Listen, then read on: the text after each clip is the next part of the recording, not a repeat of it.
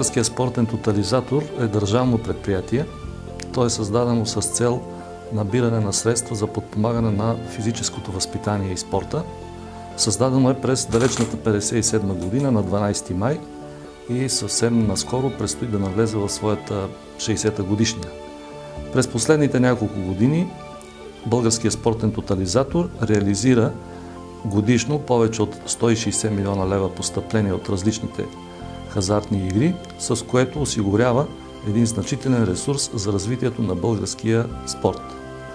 Българският спортен тотализатор на териториално равнище е изграден в 7 регионални дирекции. Общата численост на персонала в предприятието е около 1400 човека. До преди година всъщност всички региони, които са 10 броя в страната, отразяваха и обработваха информацията за заплати ръчно с различни софтуери, като в централата липсваше възможност за проверка относно коректността на изготвената информация по места. Както информацията беше централизирана от една година, ние имаме възможността да наблюдаваме, освен да изчисляваме заплатите централизирано, имаме възможността да наблюдаваме разходите за възнагражденията, да подаваме декларации 1.6 централизирано, както и да подаваме информация за нашия счетоводен отдел, която излиза абсолютно наготово от програмата Хермес ежемесечно.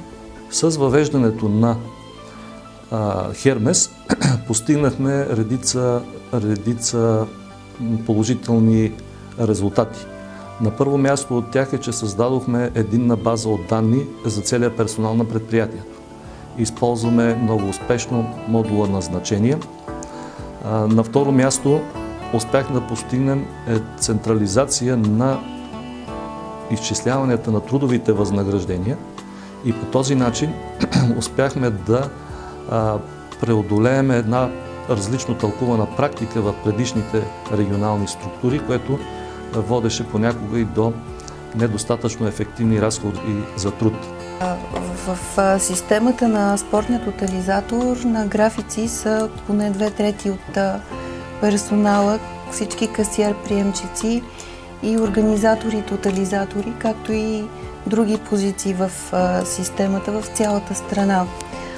Особеностите са, че графиците се обработват автоматизирано чрез отдалечен достъп през селф-сервис системата на Хермес, като ние благодарение на тази система на работа имаме достъп като администратори до справки в реално време.